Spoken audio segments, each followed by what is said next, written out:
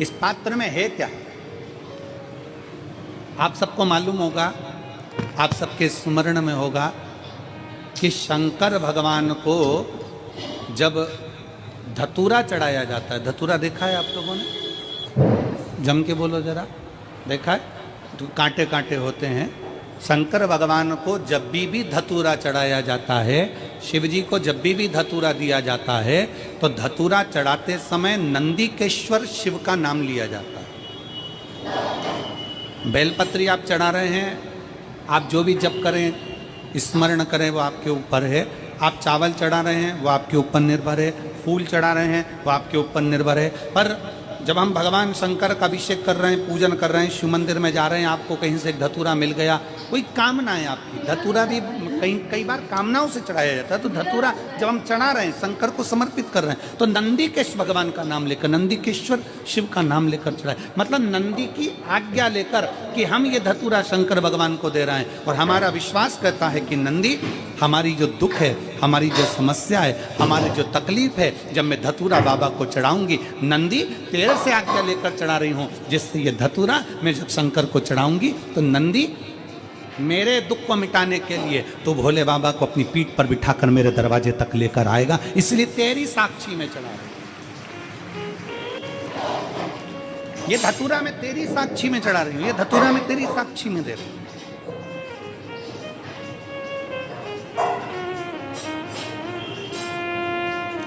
ये मैं तेरे विश्वास पर, तेरे भरोसे पर दे रही हूं। शिव महापुराण की कथा कहती है, भगवान शंकर का चरित्र कहता है, शिव तत्व कहता है कि आपका विश्वास, शंकर भगवान के मंदिर में आप जा रहे हैं, शिव को एक लोटा जल चढ़ा रहे हैं, शंकर की स्तुति कर रहे हैं, श्री शिवाय नमस्तुभ्यम बोल रहे हैं, शंकर का पंचाक्षर मंत्र नमः शिवाय बोल रहे हैं, शंकर का षडाक्षर मंत्र ओम नमः शिवाय बोल रहे हैं, त्र्यंबक मंत्र का जाप कर रहे हैं, राम नाम, कृष्ण नाम, शिव नाम, भवानी नाम, जो तुम जप रहे हो उसमें तुम्हारा विश्वास मूल होना चाहिए।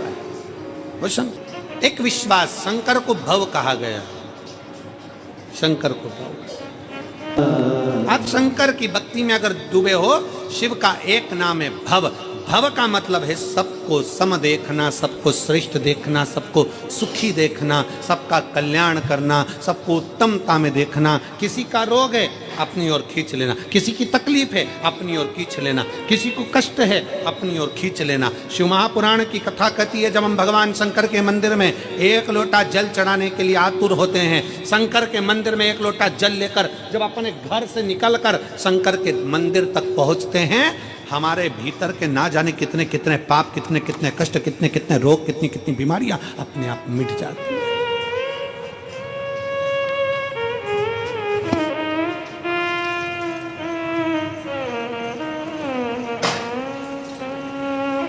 कितना सुंदर एक प्रसंग आता है,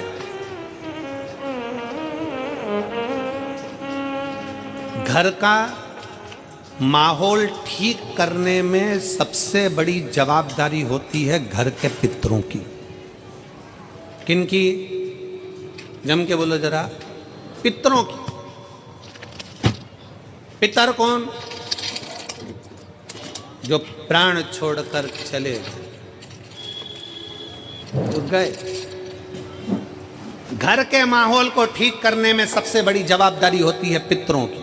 आर्य मां स्वामी, पितरों के देव, आर्य मां स्वामी जब पितरों को कौवे पर बिठा कर लेकर आते हैं और उनको इस भूमंडल पर, पितृलोक में से लाकर इस पृथ्वी पर छोड़ते हैं, आपके और हमारे सबके घर के पितर अपने अपने घर में दरवाजे पर खड़े होकर भाग ग्रहण करते हैं। आप भोजन बनाते हो, ब्राह्मण को भोजन देते हो, गाय को देते हो, कुत्ता का भोजन देते हो, कौवे का भोजन देते हो, भूखे को भोजन देते हो, अन्न पानी देते हो, वो पितर लेते हैं। कितने दिन लेते हैं? जम के बोलो जरा, 16 दिन। 16 दिन पितरों ने तुमसे अन्न भाग लिया, पानी लिया, भोजन लिया, धूप लिया, ध्यान लिया। 16 दिन तक पितरों ने धारण करा।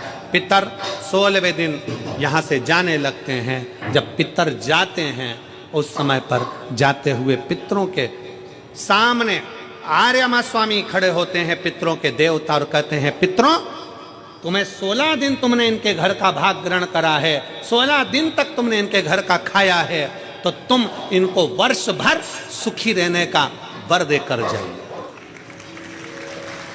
वर्ष भर सुखी रहने का वर देकर जाइए। इनका घर का माहौल ठीक कर कर जाइए, इनके घर की अशांति मिटा कर जाइए, इनके घर में सुख समृद्धि देकर जाइए। ये आर्यमा स्वामी कहते हैं, पितरों के देवता कहते हैं।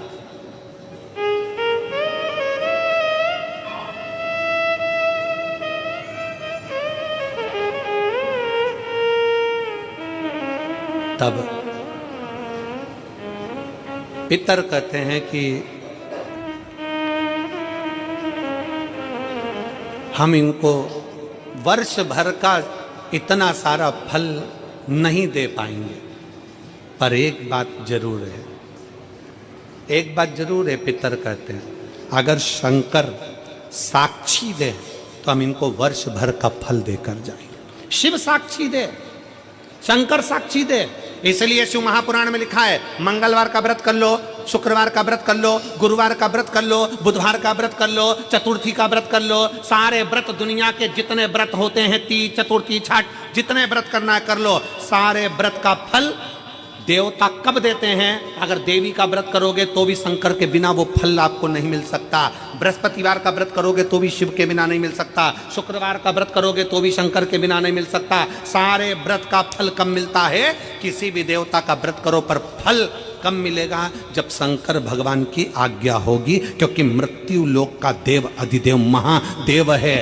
ब्रह्मा जी ब्रह्मलोक में, भगवान विष्णु वैकुंठ लोक में, इंद्र इंद्रलोक में, गरुण गरुण लोक में, वरुण वरुण लोक में, मृत्यु लोक का देव है देव अधिदेव महादेव। अगर किसी देवता का भी व्रत करोगे, फल पहले शंकर जी से पूछा जाएगा, तब दिया जाता। पितर क्या चाहते हैं? बाबा, अगर हमारे पूर्वज, पितर कहते हैं अगर हमारे घर के लोग, परिवार के लोग, अगर आपके शिवलिंग के ऊपर एक लोटा जल अगर चढ़ाएं तो उस जल का एक अंश हम पितरों को मिले, और जब हम पितरों को मिले तो उस दिन हम हमारे वंश के लोगों का घर का कल्याण कर देवे। बस इतना वर चाहते।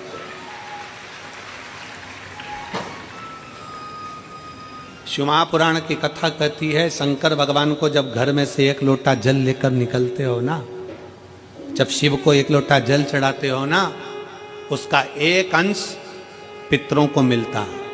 और जब घर में पितरों को अंश, एक लोटे जल में से थोड़ा सा अंश पितरों को भगवान शंकर देते हैं, तो घर के पितर तुम्हारे को वर प्रदान करते हैं, तुम्हारे घर में शांति का अनुभव होता है, और वैभव और सुख और वंश की वृद्धि होती है।